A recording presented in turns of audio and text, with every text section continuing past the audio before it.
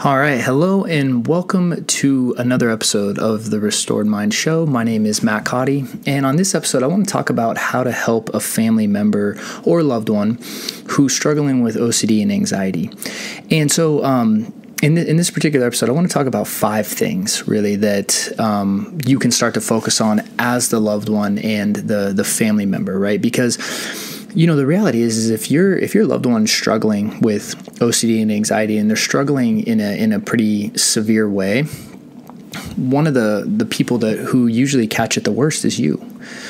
Because oftentimes your whole life becomes consumed with trying to help them, right? And this might include things like, trying to help them avoid things that might trigger, you're trying to prep things so they don't get, triggered over certain events, or you become their reassurance, right? And you're just always answering the same questions day after day after day.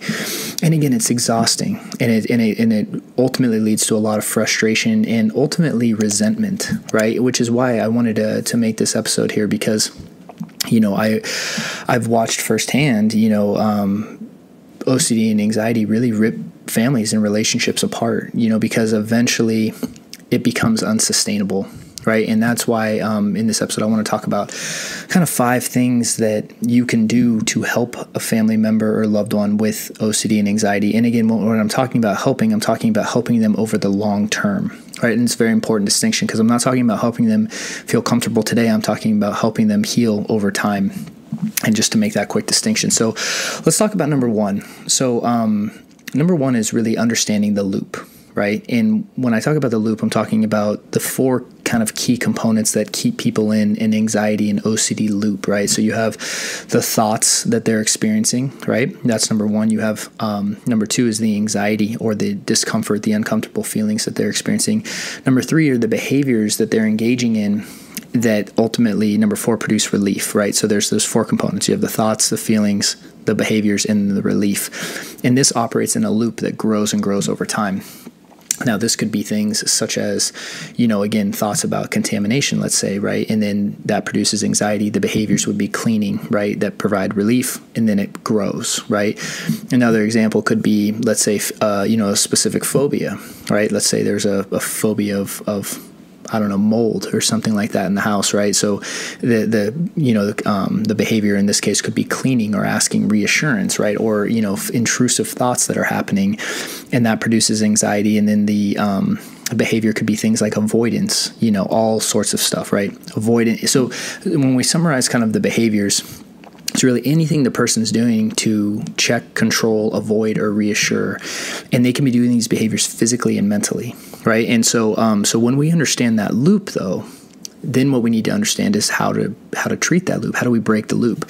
And this is the number 1 thing, is that most people focus on the complete wrong thing when it comes to treating OCD and anxiety. They focus on the thoughts and they focus on the feelings. But the problem is you don't have control over those things. And so that's where most of the frustration ends up really building, right? Is we're trying to control something that can't be controlled. And this from the person who's dealing with anxiety and the family member, right? Like, we can't control, let alone our own thoughts and feelings, let alone someone else's, right?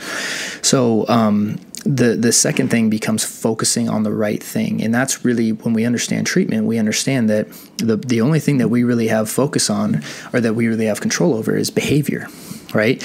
And so when we focus on the right thing and focus on, seeing this as a behavioral problem, right? And really starting to eliminate the behaviors that are reinforcing the fear, such as the avoidant behaviors, the reassurance, the checking, the controlling, the mental rumination, the analyzing, right? All of that stuff that we do, that is actually our goal, to eliminate that. So, and that's the whole, that's the whole process of exposure response prevention, right? That's the entire method, right? To really summarize. And then, so when we talk about, once we focus on that, then we have to understand your role, right? And then when I talk about understanding your role, we're talking about, hey, understanding your role becomes, what are you doing that is eliminating that anxiety or distress temporarily? Is there a way that you're, ultimately reinforcing this cycle and actually keeping this cycle going as the loved one, as the parent, as a family member, Are you offering reassurance? Are you offering, are you offering just, constant avoidance, right? Are you allowing that avoidance to happen? Are you accommodating this in any way? And when we understand your role in this, that's when we can start to change our role, right? And again, because again, the goal is for long-term mental health, right? Long-term success, not short-term comfort. Okay. So when it comes to understanding your role in the loop, right, then we can start to make changes there. Now, it doesn't mean that you should just go and cut off anything you do right away without telling the individual, right? Because again, part of this is about education, right?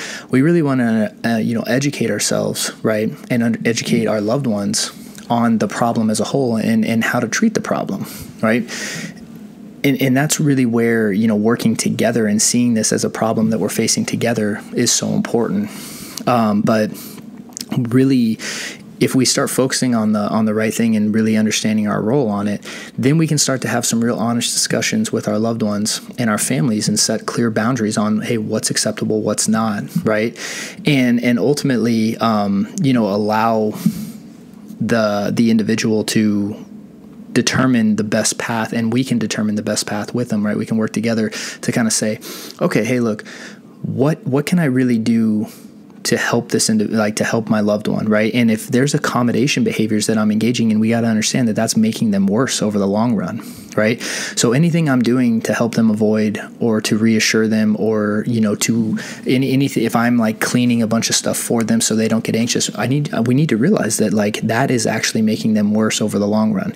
I know it makes them better and they tell you that they want you to do this stuff in the short term, but over the long term, that's making things worse. That's building and reinforcing the loop.